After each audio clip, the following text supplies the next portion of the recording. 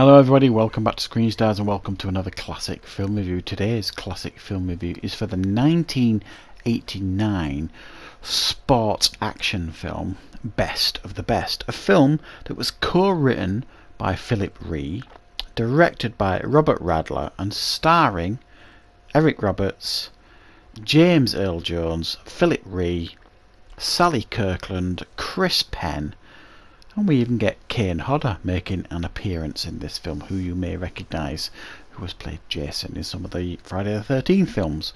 Right, now, after recently picking up the 4-film series on Blu-ray, all 4 Best of the Best films, I commented on that certainly the first 2 Best of the Best films I'm a real big fan of, and I'll be honest, I haven't seen 3 and 4 yet. Let me know in the comments if you have, but I am going to get around to watching them because I have them on Blu-ray now. But certainly the first 2 I thought were brilliant, and I used to watch them all the time when I was young. The Best of the Best films, the first 2 of them.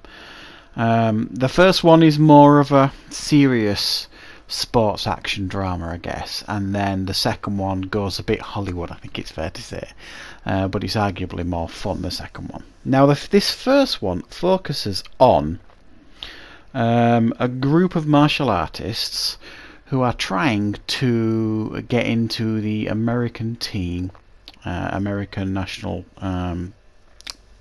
martial arts team, to take on the Koreans, who are seen by many as unbeatable.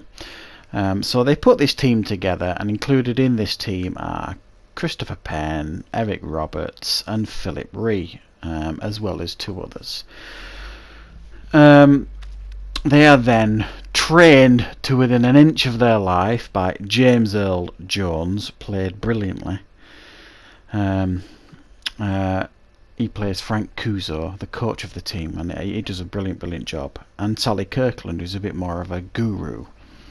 And they train strictly for 3 months to go up against this Korean team. However, Dae-han, the unbeatable leader of the Korean fighters, has got a history with Tommy Lee, played by Philip Ree.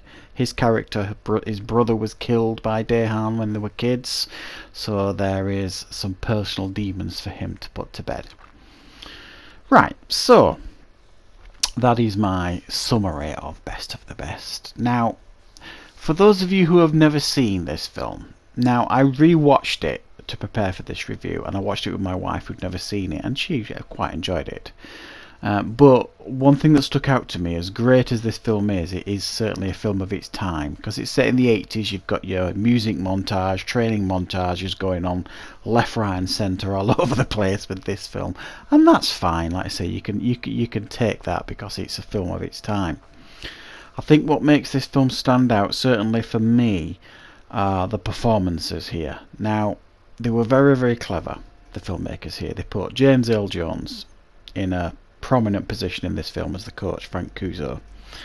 Brilliant actor, great performance, and really gives this film some much needed oomph.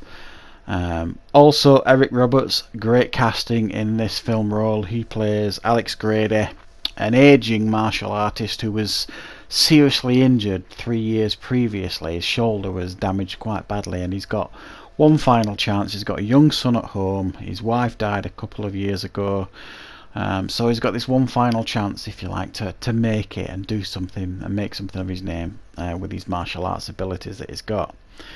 Now, Eric Roberts as well does really well carrying this film forward. Nowadays you look at Eric Roberts and you think he's a B-movie actor. He does countless B-movies nowadays, and he does. There's no denying it. But in his day, Eric Roberts was a much respected actor. And it's only in the recent years, I suppose, the last decade or so, when he's kind of just made anything really, I guess. But you still see him pop up now and again in more prominent films. He was in The Dark Knight, the Heath Ledger Batman film, with the one with the Joker in it.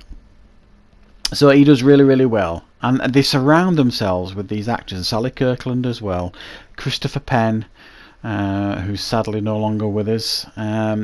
He again plays a martial artist on the team. He's the bad boy. He's the Texan. He's not very nice to people, and you see them grow as a team and grow together. But it was a clever thing to do, to put these noticeable, respected actors, if you like, in this film, to give it some real power and some star power as well. And it really, really works. And Philip Ree, who co-directed it, who plays Tommy Lee in the film, I think he does a decent enough job here as an acting role for him, but like I say, he was clever to surround himself by these character actors, and it works really, really well, because the real talented martial artist on display here is Philip Ree, and his brother, who plays Dehan, his real life brother in the film. Some dazzling martial arts on display by many in the film, but certainly by Philip Ree, who takes centre stage here. It's a really uplifting film. It's one of those